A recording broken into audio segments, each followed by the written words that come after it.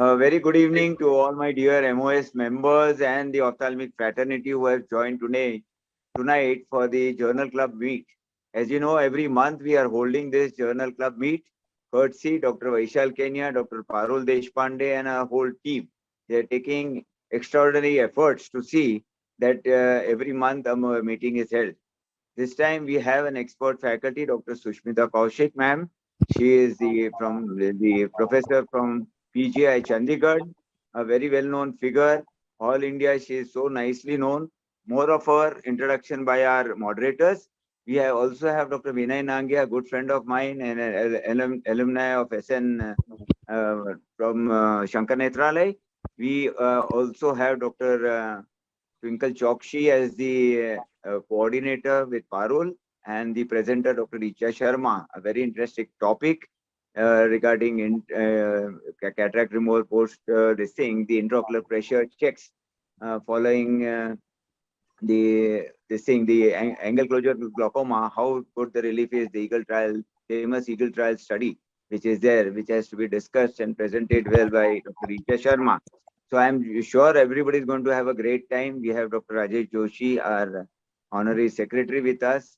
Vaishal is always very, very dynamic and bubbly, always ready to go. He has done a great job by running this journal club meet. So over to you, Vaishal. Dr. Zain is also there, and all the other faculties whom, sorry if I have not taken your names individually, but you're all welcome. Dr. Naina has also joined from Nair Hospital. They are all a team from Nair Hospital. So welcome all of you, and a grand beginning today. Over to you, Vaishal. Thank you, sir. Welcome. Sir, Journal Club meeting is always been a initiative to promote how the postgraduates can present forward. And from these presentations, we have great panelists today. Dr. Sushmita Kaushik, whom I had heard before on the Eagle trial, and that attracted me to call her again to this forum. And none other than Dr. Vinay Nangia, who's a known name in the glaucoma fraternity. So it would be really a treat, academic treat for all of us today. So without much ado, I open the meeting and ask Dr. Parul Deshpande. Sure. So Parul, over to you. Yeah. Thank you, Dr. Vaishal and Dr. Jignesh. So with this, I've just welcomed Dr. Naina Podar, who's the HOD of Nair Hospital, and it's her postgraduate and her team today presenting. And I welcome Dr. Sabyasachi also. Yeah. Yeah. So thank you, Vaishal. Yeah. So with this, we will start with the meeting today. So the topic for today is predictors of long-term intraocular pressure control after lens extraction in primary angle closure glaucoma, results from Eagle trial, and it's done by Williams Michel et al. And this would be presented by Richa Sharma, who's the senior resident from Nair Hospital. The faculties have already been introduced, and we have our statistical expert, Dr. Sabyasachi Sengupta, and I will be coordinating along with Twinkle Choksi for this journal club. So with this, I would invite Dr. Richa Sharma to share her presentation and take it forward. Thank you, ma'am. I'll begin with the presentation.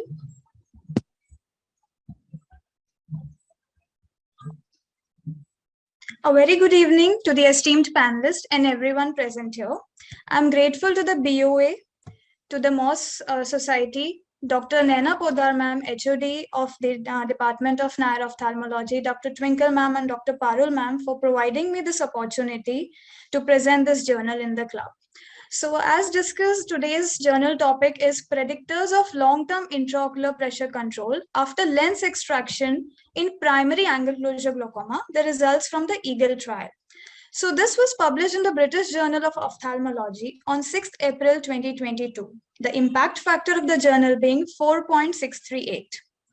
So what was the aim of the study? The aim was to analyze the baseline ocular parameters in the prediction of long-term IOP control after two inventions. The first one was clear lens extraction, and the second one was laser peripheral iridotomy in patients with primary angle closure disease using the data from the EAGLE trial. So we all know that angle closure refers to an anatomical configuration in which there is a mechanical blockage of the trabecular meshwork by the peripheral iris. The risk factors for angle closure are well known. Amongst the modalities of treatment, the standard treatment which is available is a laser peripheral iridotomy together with topical medication for reducing the intraocular pressure. Incisional glaucoma surgery offers an alternative treatment when laser procedures and these medications fail. Knowing the major mechanistic role of the crystalline lens, lens extraction has emerged as a useful initial treatment. So before discussing our actual study, we will go through three different studies which were there. So the parent study, which is a randomized control trial, the EAGLE trial, which was done in 2016. This trial inferred that clear lens extraction showed a greater efficacy and it was more cost effective than the laser peripheral iridotomy, and it should be considered as an option for first line treatment. CLE also reported a higher mean quality of life scores and had lower mean intraocular pressure. But what were the limitations of this trial? Understanding the population statistics with PSC or PSCG, which stand most to benefit from CLE, remains to be determined. Another study, which is determinants of long-term intraocular pressure after phacoemulsification in PSCG by Catherine et al., inferred that the post-operative IOP decrease from the pre-operative level over the years was a mean percent reduction of 20%. They also noted that a higher baseline IOP was found to be a predictor of higher IOP even after 48 months post-operatively. But this was done for cataract undergoing phacoemulsification. This did not mention clear lens extraction. Another study of changes in the IOP and angle status after phacoemulsification in primary angle closure hypertension reported that the circumferential iridotrabecular contact was the best baseline parameter for prediction of postoperative IOP reduction. Now, this was also done on cataractous lenses. So last two studies were again on cataractous lenses and not on clear lens extraction. So what is the need of our study? It is to analyze the predictors of IOP reduction after CLE in patients with non-cataractous lenses in either PSC or PSCG because it hasn't been made till date.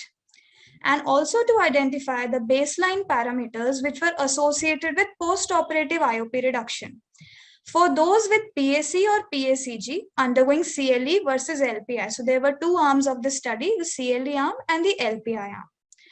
So data from EAGLE trial up to 36 months post-operatively was used. What is EAGLE trial? EAGLE trial is a multicentric international randomized control trial which compared CLE with LPI. A total of 419 newly diagnosed PSC patients with IOP more than 30 mmHg. So the threshold for IOP for PSC was kept at 30 mmHg.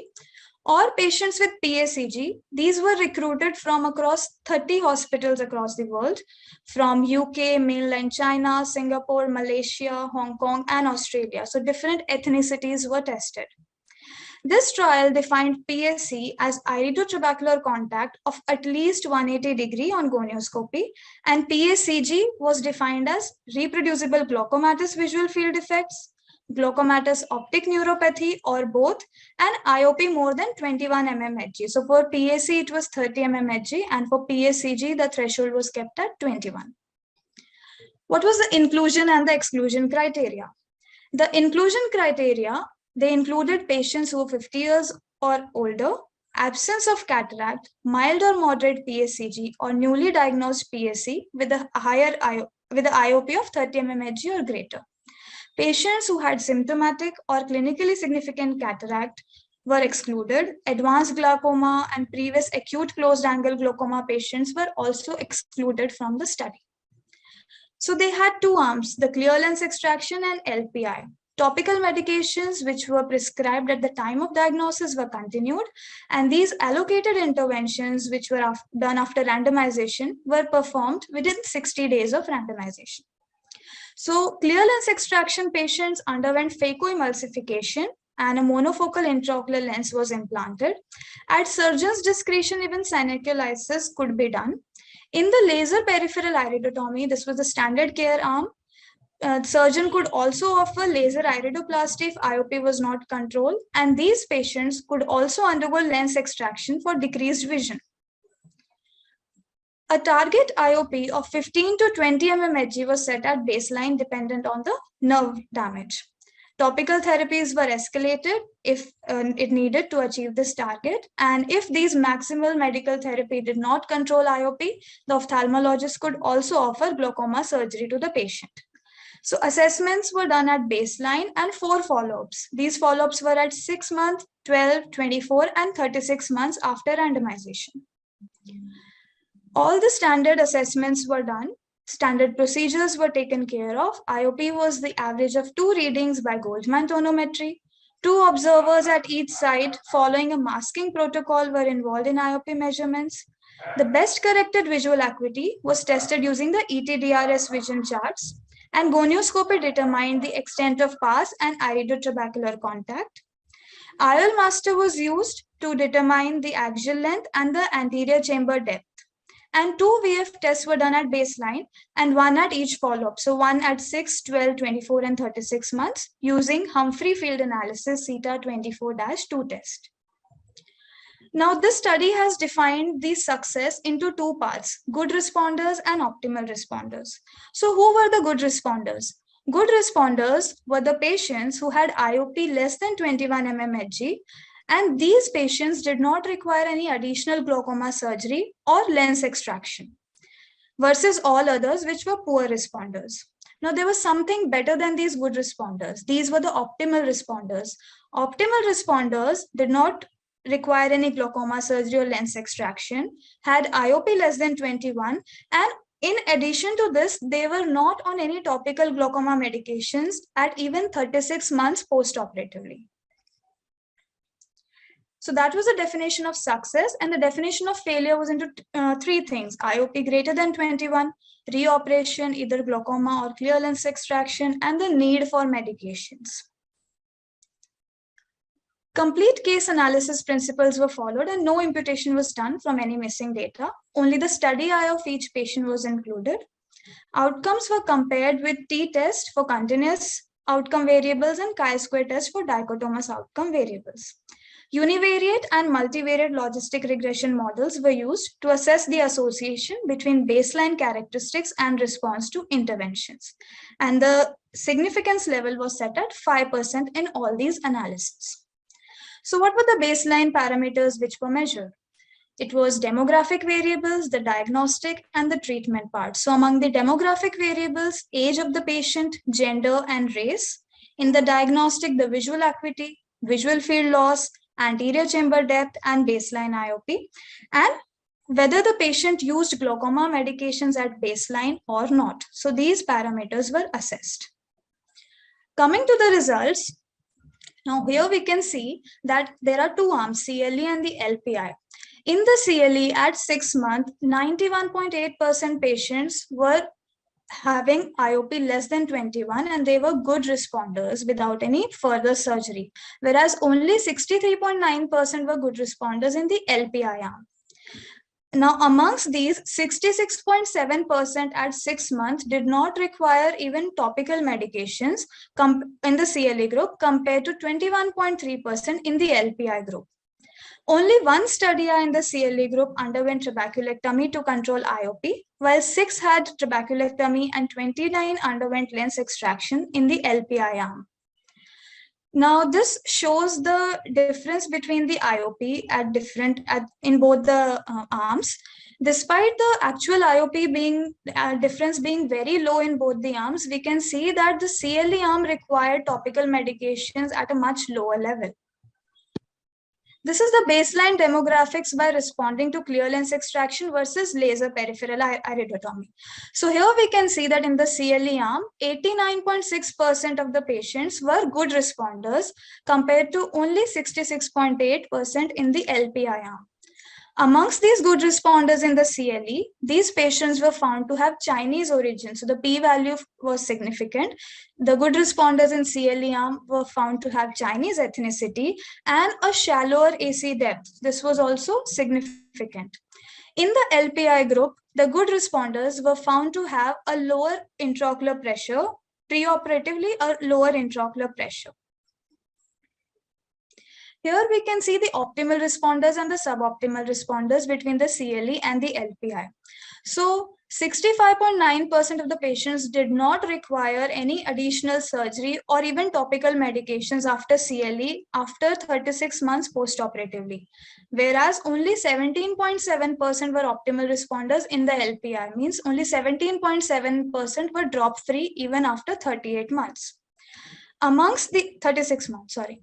Amongst the CLE group, the optimal responders were found to have no glaucoma medication used at baseline and a shallower anterior chamber depth. Whereas in the LPI, the optimal responders were found to have Chinese origin and a diagnosis of primary angle closure and not primary angle closure glaucoma, and the spherical equivalence was less in these patients. So in the LPI, Chinese ethnicity were found to have optimal responders. Time to failure, in the CLE group, only 38% patients went into failure, whereas in the LPI, 72% patients went into failure. So the failure rate in LPI was more than 2.5 times than the CLE group. So what were the predictors of this failure?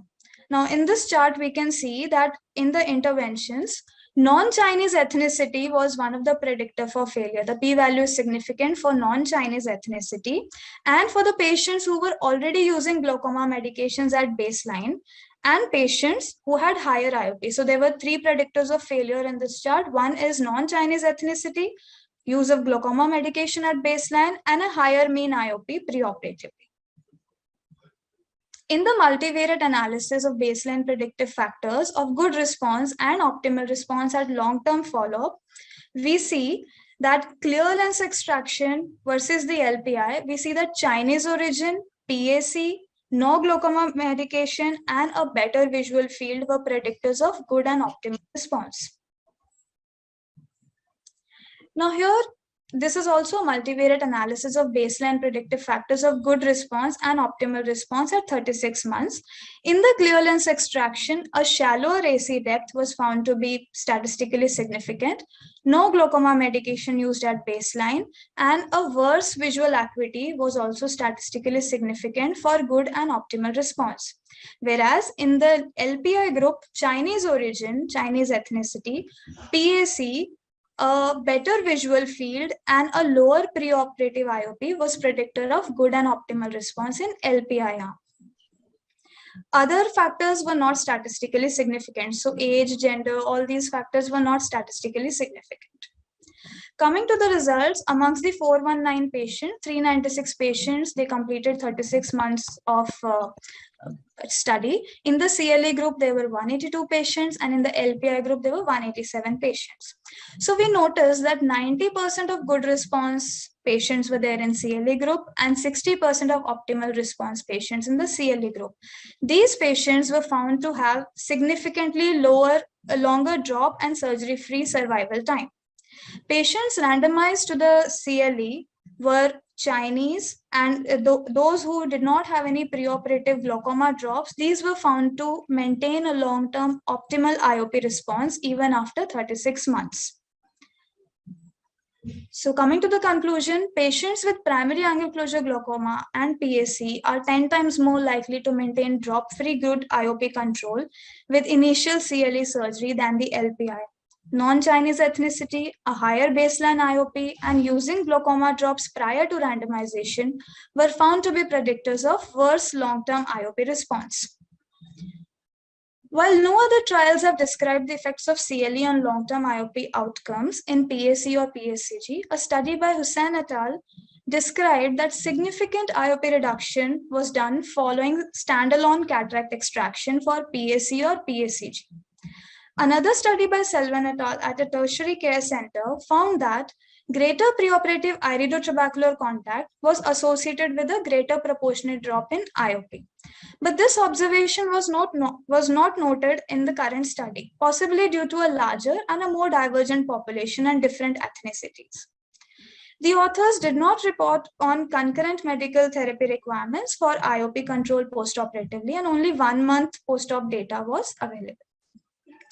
A shallower anterior chamber has been associated with a greater IOP reduction after surgery for patients with PACG and cataract. This was found in a study by Liu CJ et al. This is also in agreement with the findings here for those randomized to CL. The IOP threshold was less than 21 mmHg. So it is not surprising that those who had a higher baseline IOP were less likely than those with lower baseline IOP to fall below this benchmark at 36 months postoperatively. A study on determinants of long-term IOP control also found similar association, that a higher baseline IOP was associated with higher IOP postoperative. An important limitation for direct comparison between this study and the discussed study is that none of the above-mentioned studies explicitly report whether good postoperative IOP control was contingent on concurrent topical medications use. The prevalence of PACG in East Asia has been attributed towards the biometric factors like shallow ACT, lens thickness, and shorter axial length. This was found in a study by Hussain et al. These factors may in part explain why both CLE and LPI were of particular benefit for patients of Chinese ethnicity here, decreasing the lens thickness and deepening the ACD. Better baseline VF was predictive of optimal IOP control for those undergoing LPI. So this may also be reflective of a less severe disease and preserved integrity of angle structures at baseline. So a subsequent greater likelihood of response, and this has not been well described elsewhere. Also, variable postoperative IOP goals, which were dictating the drops or reoperation, may have made those with higher acceptable IOP, for example, closer to 20 mmHg, more likely to be good or optimal responders. Coming to the strengths and the limitations of the study. So the strength of the study, it had a large sample size, population diversity, masking of outcomes was done, randomization protocol was followed, and a significantly longer follow-up period. Whereas generalization of outcomes, loss of data, and non-inclusion of certain population become important limitations. In the Mary analysis, the method, assignment, assessment were well defined. So for extrapolation, the CLE has proved to be cost-effective in the study. Even the randomized control trial in 2016 mentioned the cost effectiveness, better quality of life in patients because longer drop-free period. And we can also extrapolate the results to similar populations having similar anatomical configuration. But what remains unanswered? So there are a few questions which still remain unanswered. Should ophthalmologists consider removing a perfectly healthy lens to treat PACG glaucoma? Can these results be generalized to dissimilar patient groups? 9% of patients in the study went synechialysis at the surgeon's discretion in combination with lens extraction. So was there a difference in outcome in this subgroup? This has not been mentioned. And also, they did not report the degree of appositional and synechial angle closure in most patients, which is an important prognostic factor. So these questions remain unanswered. I thank everyone for their unwavering attention, and the journal is now open for discussion amongst the esteemed panelists and coordinators. Thank you. Thank you, Richa, for a wonderful presentation. And I think with this, we will just take the discussion started. Twinkle, are you there? Yeah, I'm there. Yeah. My first question would be to Sushmita ma'am. Ma'am, the study talks about a long-term IOP control, which is much better in CLE arm, as well as the drop-free interval is much longer in the CLE arm. So in practice, when we are actually encountering patients with PAC, suspect PAC, early PACG who have not yet developed visual field defects, advanced visual field defects. So should we consider clear lens extraction over the complications, because the study does not mention anything about the complications. So So one of the most important things that Richa also, I must congratulate her for a very lovely, extensive presentation. Thank you, Richa, Thank you, for ma'am. getting Thank you this so in. much. So some of the main thing was that non-Chinese population didn't do as well. And obviously, the extrapolation would be smaller eyes and shallower racy and probably a thicker lens, or maybe a thicker lens compared to axial length ratio. So that for us would really determine what to do. The second thing is, please remember that it's PSC with more than 30 millimeters of mercury. Now that is unusual. That's not a usual PSC that we see. We don't even treat PSCS, which is a pressure of less than 21 with normal disc and fields. But when you have PSC, which is more than 21, if it is more than 30, in clinical practice, you're already investigating the lens, investigating for nanophthalmos, investigating for a very small eye. And those patients, in any case, we would be considering, maybe with the ASOCT, we would do a lens vault as well. We would do the anterior chamber depth, and if we found it less than 2.5 millimeters, we would probably think of a clear lens extraction. So in that sense, I don't think there's any generalization, because they're not talking of real world primary angle closure. We don't get primary angle closure with clear lenses, with pressures of more than 30 and with normal disc and field. So it's amazing that they found as many patients, and I suspect that's why it's all over East Asia. And I suspect a lot of the population would have been Chinese or from Hong Kong or Malaysia or wherever. The other thing is that the visual fields, if you look at the data, the mean is about minus 4.5, but the standard deviation is huge. It's more than 5, which means even those so-called early PSCGs hardly had any glaucoma. -1, -2 visual fields, they were almost as a PSC would be. So again, I'm not sure of that cohort of PSCG. Saying that it is more cost effective in a setting like India, where the patient has just come and by doing a laser iridotomy, you just have a number needed to treat as one. This is Professor Ravi Thomas's work of population basis, where PACs just progress 30% if you don't do LI compared to 9% in populations you did. So the number needed to treat is just 1 in 3.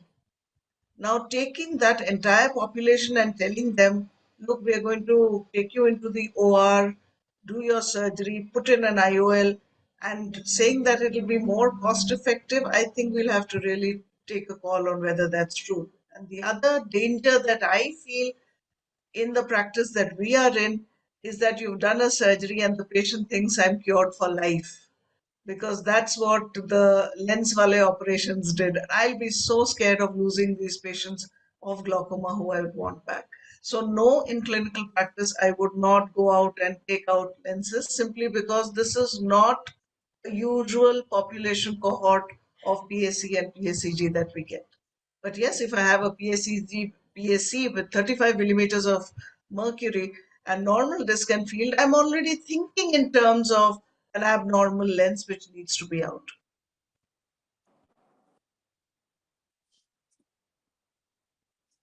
Thank you, ma'am, for a wonderful explanation. My next question will be to Dr. Vinay. Sir, in clinical practice, as Sushmita madam mentioned, that lens vault could be a factor which in which we could consider if the patient is having a short axial length, relatively higher lens vault on ASOCT. And certain studies have also mentioned a larger iridotrabecular contact. So such patients, would you consider for clear lens extraction? In fact, what patients in all would you ever consider for clear lens extraction over the laser without doing LPI?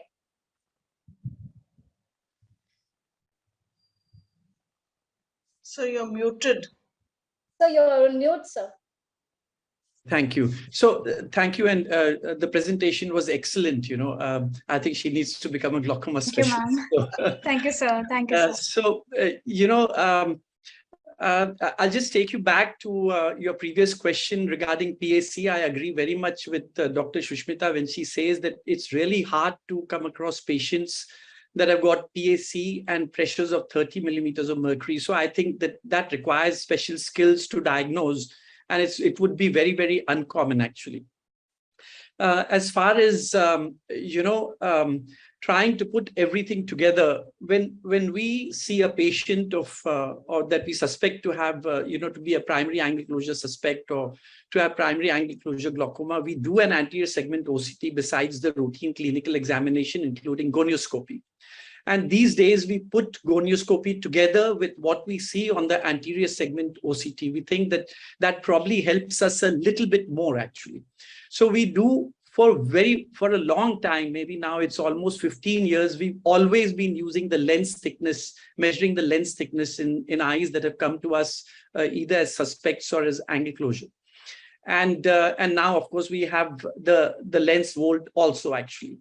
So just very clinically, when we used to get a lens thickness of more than 4.5 in association with gonioscopic findings of a very narrow angle, then for us that completed the picture actually. Axial length was not very important because if you take a look at the axial length, you'll find that most axial lengths that are classical PACG, they fit into from 22.3 or 4 to 22.75. It's a very narrow zone that patients come to you. It's very rare to get classical PACG patients that go beyond 23 actually.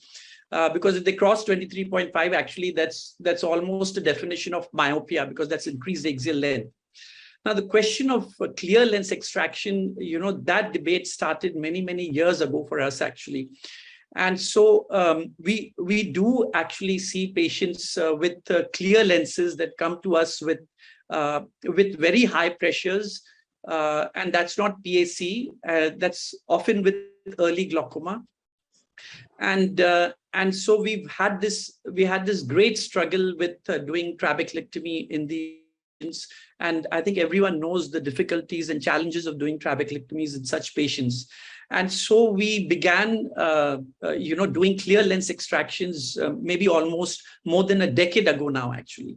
And there is no doubt at all, there was a period when we actually, except in extreme cases that came to us with very high pressures, we only did clear lens extraction for several years in between. And now again, we debate, what is better, whether just clear lens extraction or trabeculectomy. So clear lens extraction has been a part of our practice for more than 10 years now, taking into consideration all the apprehension that one has and the anxiety that one has that, you have a clear lens and you're taking it out and what's going to happen and there should be no complications. But there is no doubt that clear lens extraction is very effective in our patients. So for PAC, it would be very rare for us to do a clear lens extraction. But for primary angle closure glaucoma with elevated intraocular pressure, there is a subset of primary angle closure glaucoma that comes to you with 18, 19, and 20 millimeters of mercury. And you say, how is this happening? But that subset is there actually. That subset for us is not very important in terms of removing the lens immediately, because also these patients can be treated to some extent with topical drops, or you can do a PI and things like that. But these patients often come to you with low pressures, but very severe glaucomatous optic disc damage. So this is the kind of, this is the way that we have been, sort of looking at these patients. The great thing about these studies is that the studies were done actually.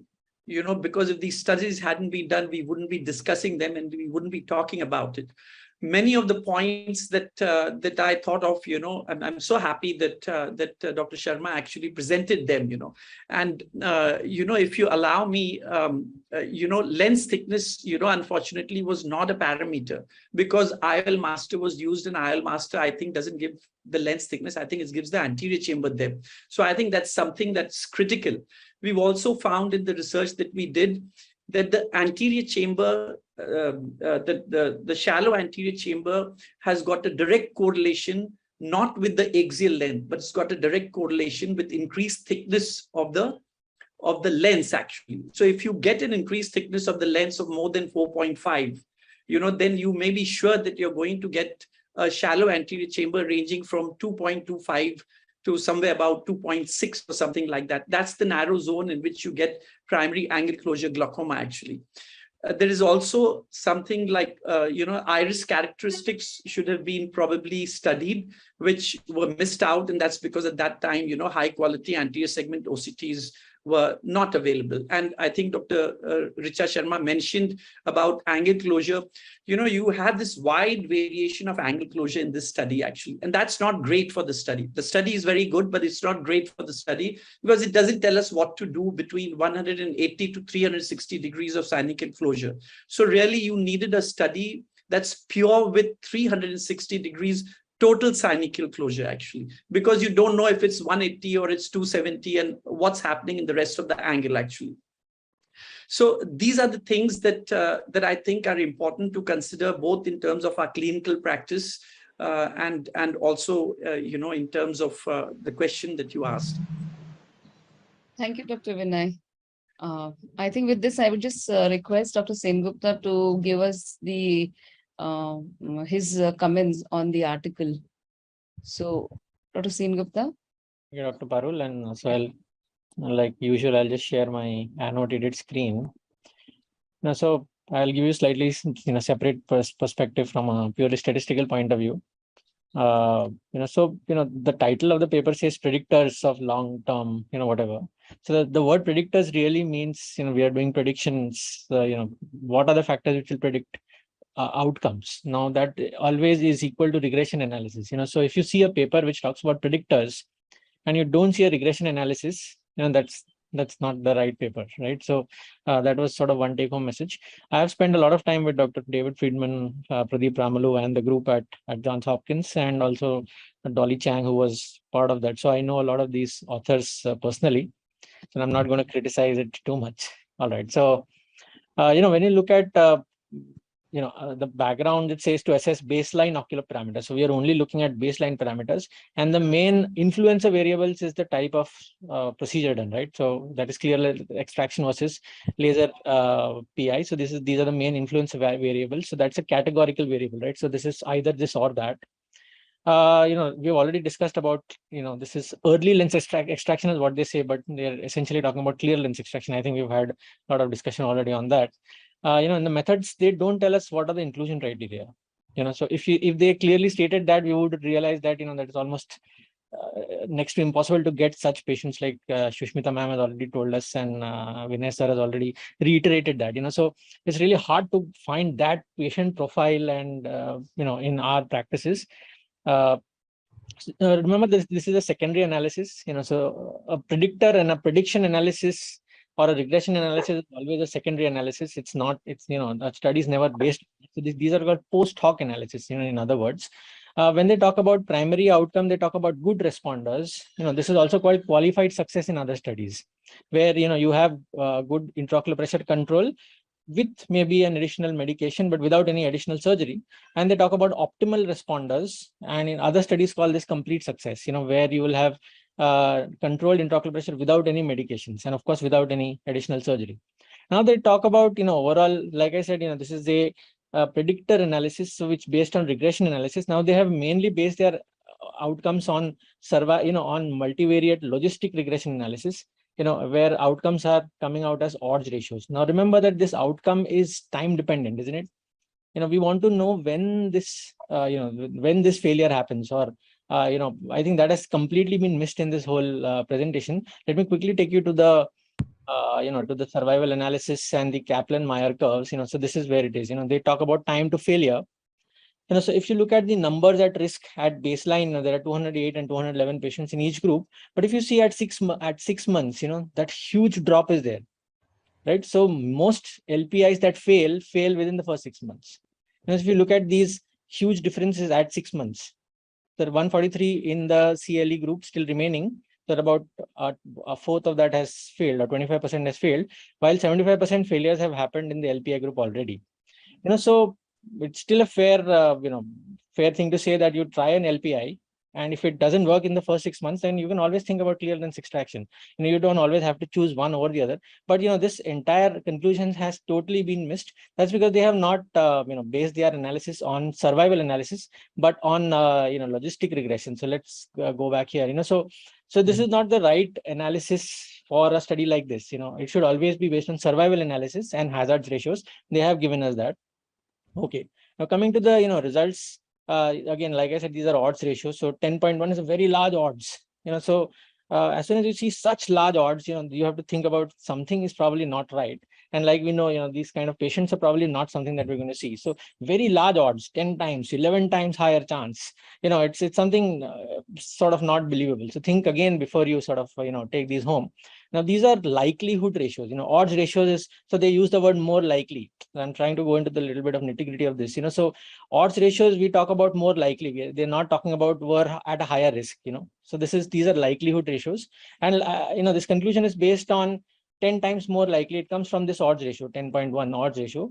So they say patients with primary angle closure or PAC were 10 times more likely to maintain whatever. So this should always be based on survival analysis, and that is hazards ratios is what this should be based on. So they have actually performed this hazard ratio, and their outcome measure is treatment failure, which is intraocular pressure more than 21 with with additional surgeries and all of that, right? When you look at survival analysis, when we do a difference between two groups in terms of pure percentages, we use chi-square tests, percentage 30% versus 40% or whatever. But as soon as you look at the time dependent outcome, we use something called log rank test. And that's just sort of another sort of caveat to remember, that using routine chi-square is not okay. So use log rank tests. These are very good sort of plots to use. These are called box and whisker plots. You can sort of read about these. So this is the best way to represent a continuous variable, and where you have medians, interquartile ranges, and these are outliers. So this nicely shows us the the spread of the data. And this is what the entire analysis should be based on. So that is failure rates, so higher risk of failure, right? So here we use the word risk, because these are risk analysis or survival analysis.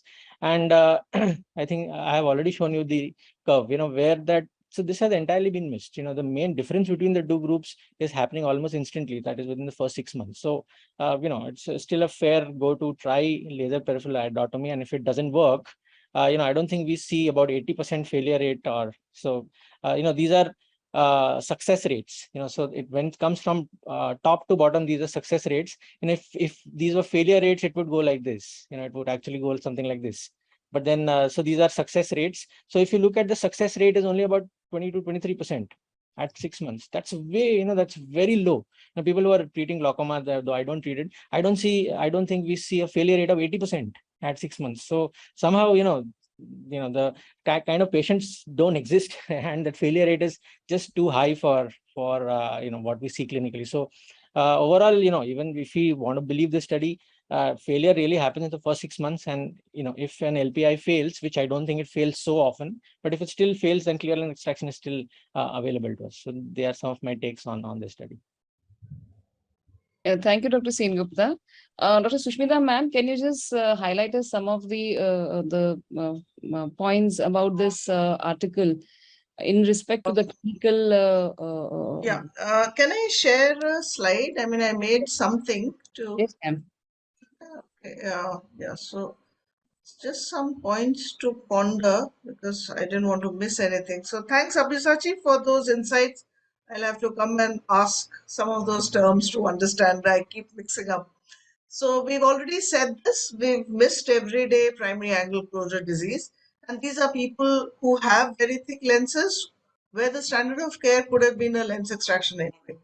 The other thing, as Sabyasachi was saying, was the outcome was IOP control, but most of the times we are doing a laser iridotomy not so much for IOP control, even if the pressures are 18 or 19, but we are doing it to prevent angle closure glaucoma or an acute angle closure crisis. That's what is in our head, that we can control and we can give one drug for IOP control, but we don't want this patient in, say, dim light or in times of stress or anything to come back to us with acute angle closure attack. And The whole idea of an LPI is prevention of acute angle closure and not so much IOP control. So in my mind, clinically, that one outcome is really not what angle closure was all about. And then PACG, the only IOP was more than 21. So if it was 22 or 23, and as we see in the visual fields were all within 4, -3 diopters, or decibel, sorry. I don't think the disc was very much damaged in this whole cohort, even though they said that an exclusion criteria was -15, but there was no patient who was -15 at all. Then again, like he said, good is qualified and complete. What I'm interested in a clinician is not how many of the clear lens extraction and how many of the NPI. What I'm interested in is who are the patients who benefited from a CLE, who are the patients who benefited from an NPI. That's what I want to know. When I have a patient in front of me, how do I decide this guy is going to need a CLE or this guy is going to do well with an NPI? So what I noticed in there, this is from the paper, that everything was in terms of CLE and LPI in one basket. And the only one that I found, one table where PSC and PSCG were listed, but they weren't compared. So I sort of made a table, and this is what happens when you're a teacher and you keep asking questions. So I put PSC and PSCG separately, and then I put in the numbers of the CLE and NPI and the qualified and complete successes. Yes, it wasn't as much as they had said, but it was still 86 versus 65. The p-values were significant, yes. But the interesting part is that it is the PSCs which did much better than the PSCG, and the PSCG were very, very early. So I would think that the lens did come into the place somewhere. And remember, there were in PSC exactly the same numbers. Now, that is a little funny. 146 patients, exactly 73 CLE, exactly 73 LPI. That was an interesting caveat that came out of this. PSCG had 109 and 114. For us, the missing information for the skeptics are there's no gonioscopy. How can you report PACD data without telling us what the angles were like before or after? No information about cynical. That's what Sir said as well. So I'm hypothesizing that probably in this cohort they haven't said it because the majority had appositional closure, and it's a no-brainer that if you take out a lens in an appositional closure, it will do well. What happens when there's cynical closure and trabecular meshwork damage? Where simply removing the lens is not going to work, and that's what our everyday real-world situation is. And they're likely to be the ones who present to us with this damage. Once there's cynical closure and trabecular meshwork damage, and then there's raised IOP leading to this damage, that is the problem, not an appositional closure PAC. So again, we've said this PSC, there's no information about the lens thickness or appositional closure. Maybe they could have included lens wall 2016. I'm sure they might have had that. Visual field data, very early glaucoma. This is what I was saying. -5, ±5.3. Even at 36 months, -4, ±5.5. Very, very early glaucomas. Indeed, not really real world. So what they say the strengths are, IOP is lower, 1.18 mm at 3 years. How relevant is that clinically? And for an outcome measure, which is IOP, and a difference of 1.18 without subjecting somebody to surgery, I really need to understand how relevant that would be. Better quality of life, it's likely because the lens was replaced. Age is more than 50, likely nuclear sclerosis anyway, so that explains it. Is it more cost effective? This is a UK setting at NHS. I'm not sure whether this would be cost effective in a scenario that we see. I'm not sure whether it would translate. So in a nutshell, remember, and this is from this study, the quality of life favors standard of care if you're non-Chinese, maybe because Chinese have smaller eyes and larger lens thickness. PAC favors standard of care. Unilateral favors standard of care. And a non-Chinese PAC unilateral thick lens is what we see. IOP overall, though it favors CLE, but again a non-Chinese favors standard of care. So these are the things which I would say that we need to remember while reading this. Thank you. Stop sharing. Thank you, ma'am.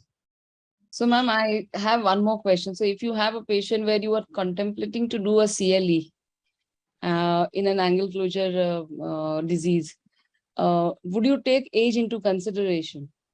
So, if you have a younger patient and if you have an older patient, do you still think that we should lose accommodation No. to? No, obviously the older patient, I would be happier. The younger patient, I would try everything. I would maybe, like Sabyasachi said, try an LPI. Acha, dekh lo. And then nahi kaam karega, so we can always do that and then carry on with it. So older patients, I would think, 5 saal mein, in any case, it will be out. Chalo, let's take it out. Thank you, ma'am. Fantastic. Twinkle. I would have one last question. Like how Dr. Sabyasachi said that at 6 months, most of the LPI would fail. So would it be a good idea to try LPI first in most of the PACG, early PACG patients? And when they start failing or when the IOP start rising, at that time, if we do a gonioscopy and find how much is the hydrotrabecular contact, and then if we feel that it's significant, at that time, should we consider CLE or should we then go ahead with TRAP before? No, for this cohort of patients, a trap is not the question. The question is LPI versus CLE, or if LPI fails, medical management versus CLE. So if the LPI hasn't worked, the usual clinical practice would be start one medication. Most likely, at least this cohort, this early PACG, one medication should be all right. So once you've done an LI, the principles of management of glaucoma is like primary open-angle glaucoma. If you've removed the pupillary block, then you carry on with whatever the disc and field and pressure and all that. And you would contemplate surgery like you would contemplate for POAG, because TRAB is not a good thing to do in any patient. I mean, I would now with MIGS in the way, you would even think twice of whether going in for a TRAB or not. You have that option now.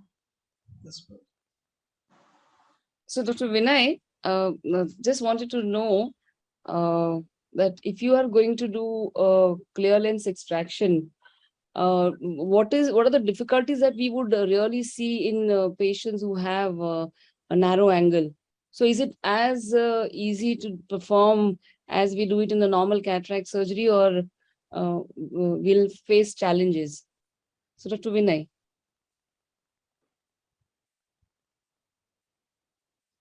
Nangia, sir. So it was a learning process when we started, but we were sort of very fortunate with whatever we did. So, there is a group of patients where if the pressure is not very high, then we do a simple test when we begin surgery. And we just put in an air bubble by the side, and also at my age, I tend to stay in all capsules actually. And if the air bubble stays all right and the eye doesn't push it out, then I know that I'm likely going to be able to do the surgery actually. So as I mentioned before, the challenge is really between, less patients that have less than 2.75 anterior chamber depth actually. And this anterior chamber depth actually includes the corneal thickness. So if you subtract 500 microns from it, you're really talking of less than 2.25 actual anterior chamber depth. So if the air bubble stays inside, then you know that things are going to be all right actually. When you make a section, please try and use a 2.2 section and make sure that it's reasonable not to lose, so because you don't want anything to escape out actually. And if when you push in the the methyl cellulose or whatever you use, if you think that there's pressure, then the first thing that we often do is to do a vitreous tap actually. I've been a proponent of a vitreous tap for many, many years because I read about it from Dr. Morton Grant, who used to do vitreous taps. He was a glaucoma specialist many years ago, actually. So we do a vitreous tap using a 20 gauge needle. We've done maybe more than 150 or 200 vitreous taps today with not a single complication. And that helps to deepen the anterior chamber. And once the anterior chamber is deepened, then of course, it's not a problem at all. The surgery becomes very easy. So as a surgeon, you will decide if this is an eye where you need to do a vitreous tap, or this is an eye where you think you're going to be able to do the surgery. But if you face any difficulty, the first thing that you think of is deepening the anterior chamber by removing a little vitreous. So that's what we've been following for many years. Post-operatively, it's not a problem. You're going to have a very nice looking eye. There's only a small subset of patients that come to us, where the cornea goes edematous, when they present, actually, not following cataract surgery, but when they present. And if a cornea goes edematous and stays edematous with Descemet's folds, even after reducing the intraocular pressure, then this is a patient that you need to wait and watch before you actually rush in to do the cataract surgery or any surgery, because the post-operative recovery of this kind of cornea takes a very long time, actually. This is the only group of patients that bothers me. The third important thing is, people often ask me that if this patient has a pressure of 40 or 45 millimeters of mercury, the cornea is clear, he's got glaucoma, he's not responding, he needs to undergo a surgical procedure. Would you do surgery? And we have been doing it for many, many years, actually. And I want to assure you that doing cataract surgery in an eye with a clear cornea that is quiet because you use steroids and the antechamber is quiet, is not a problem. And this eye, once you do a vitreous tap, it's sort of, it just submits itself to you. There's not a problem at all. We've not had a single choroidal hemorrhage because we've operated on an eye that has significantly elevated intraocular pressure. That was the need of the patient, that we had to do it. And if we don't do it, then we all know that 6 months down the line, you're going to get a lot of optic disc pallor because the pressure stays elevated like this for another 10, 15, 20, 30 days, whatever. Actually. Thank you, sir. Dr. Sushmita, ma'am, do you have any add-on comments on the... I wish they had also done specular on these 30 millimeters and told us 3 years down the line what happens to an LPI and what happens to a cataract done in a 2 mm AC, but that's another concern. 3 years is a very short period where glaucoma is concerned. We are now with gray hair looking at 20-year follow-ups, and we know that it can be a problem. So, but I do want to tell you that if you deepen the anterior chamber, when you're doing surgery, we now have follow-ups of more than 12 years on some of our patients, actually. And we must have been fortunate, but we've not had any, corneal problem with the endothelium giving way, So I think that it's probably going to be all right, provided you take all the precautions that you need to take. So why not use a vitreous cutter instead of doing a vitreous tap, sir?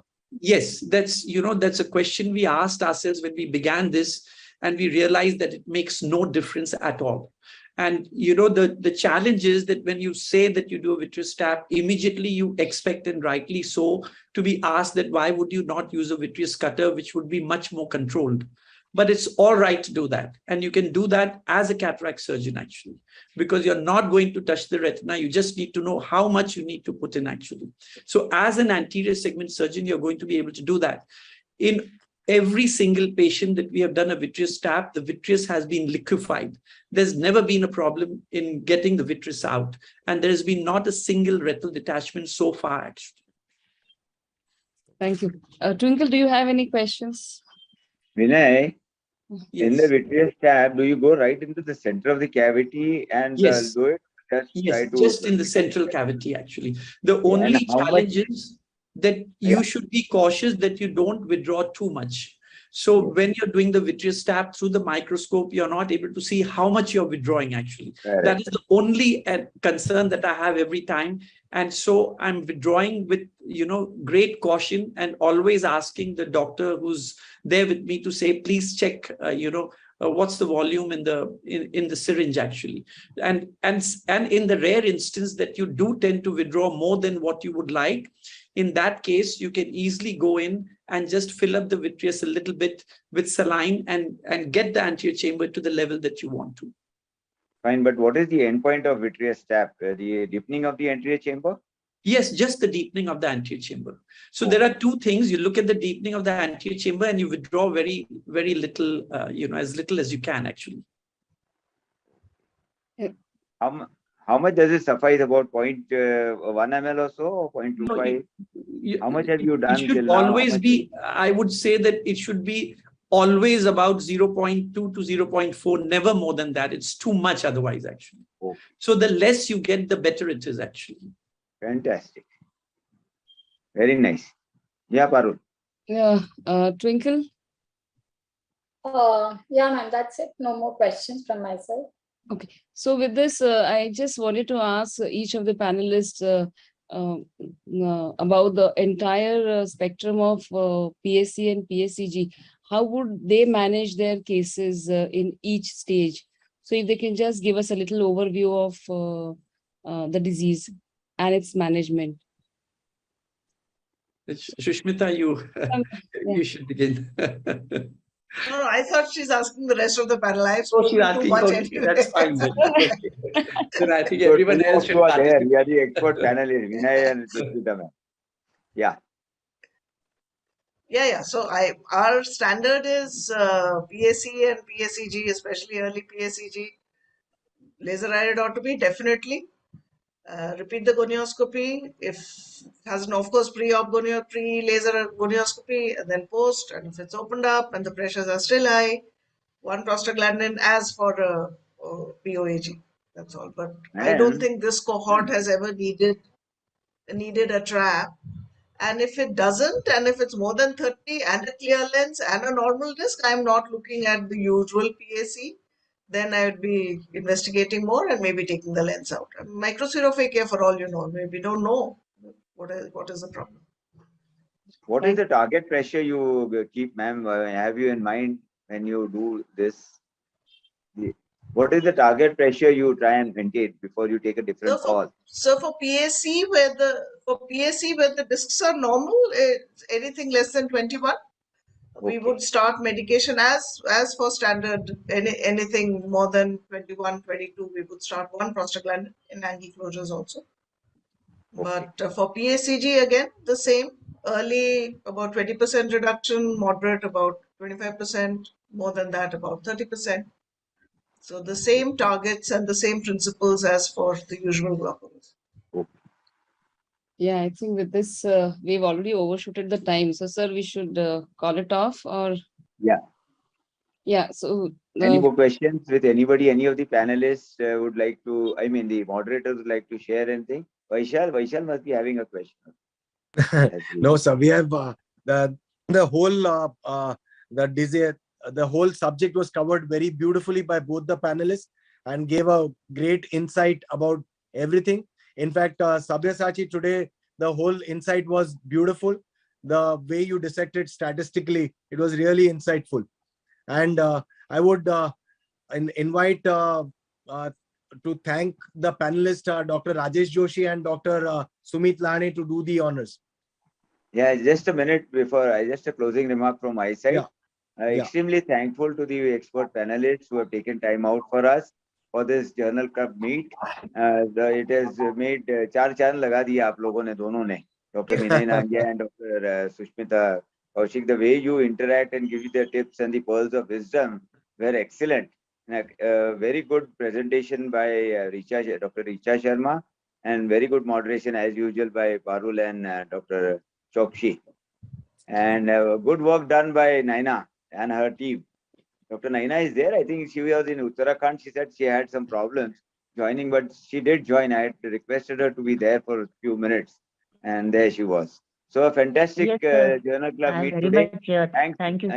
Thanks each one of you for being part of it. Sumit also, and Sabyasachi, of course. I'd forgotten Sabyasachi's name. He's always there and a statistical expert in his own right. Thanks a lot, everybody. Yeah. Yeah. Over to you, Rajesh. And before that, we have the video played by the enrolled people and a gallery view shot for posterity. And we'd like to upload this on the MOS website. Everybody keep your videos on and keep smiling. Sayyed, please take the gallery view shot, please. Sumit, thank you. And then we have Thank you, sir. Thanksgiving with both of them. Sayyed, Yes, is John. it there? Yeah. Everybody's videos are on. Play the video first. Okay.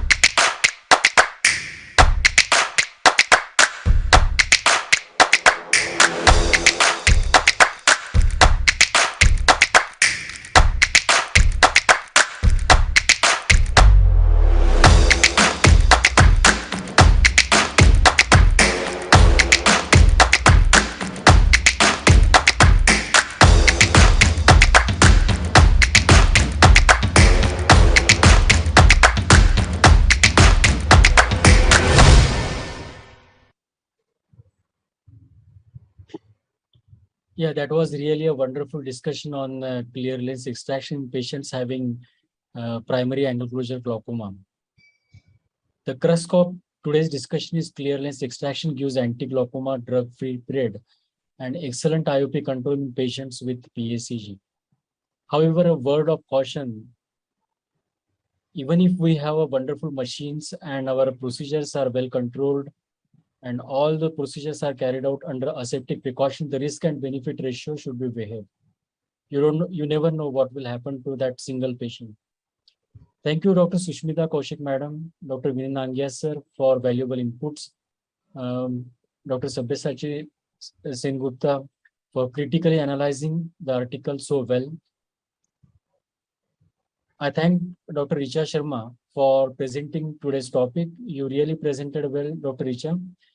Many thanks to coordinator of today's Journal Club, Dr. Naina, Dr. Twinkle, Dr. Parul, and Dr. Vaishal.